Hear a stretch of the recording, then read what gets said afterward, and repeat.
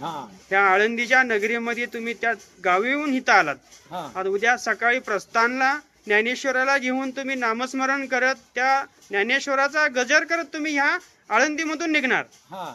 ठीक आहे दादा, नमस्कार दादा। दादा तुम्ही सांगा मला की ज्ञानेश्वराबद्दल काय सांगचाल की उद्या जे प्रस्थान होणार आहे की गर्दी भरपूर आहे की तुम्हाला उद्या जवळजवळ मला वाटतं की तर 15 दिवसाचा प्रवास आहे, त्या प्रवासाबद्दल काय सांगचाल की चालणं वगैरे होईल का?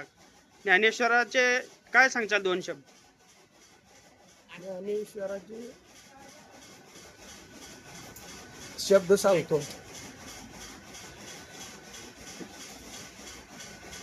ज्ञानेश्वर हे विष्णूचा अवतार आहे आणि ज्ञानेश्वराने आळंदीमध्ये जे कार्य केले,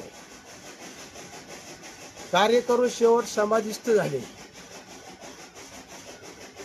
त्यावेळेला पंढरीचा पांडुरंग आणि रुक्मिणी समाधी सोहळ्याला आले होते। मग पांडुरंग समाधी सोहळ्याला येते तर त्याचे भक्त का येऊ नये? पांडुरंग समाधी सोहळ्याला आलेला आहे, सोहळा केलेला आहे सगळा बरं का। परत प्रत्येक वर्षी आषाढी वारीला पांडुरंग या आळंदीमध्ये असते, प्रस्थान होतो आणि प्रस्थानादिवशी तिथून देव निघाले की ही आमची दिंडी निघाली बरं का। देव अगोदर पोचते तिथं, परत आम्ही पंढरीला पोचतो। ही सोहळा आमचा 9 ते 10 दिवस पाय दिंडी चालतो। पाऊस असू द्या, वारा असू द्या, ऊन असू द्या, कसले बी विघ्न असू द्या, ज्यानं ध्येय दिला त्यालाच आम्ही अर्पण करणार।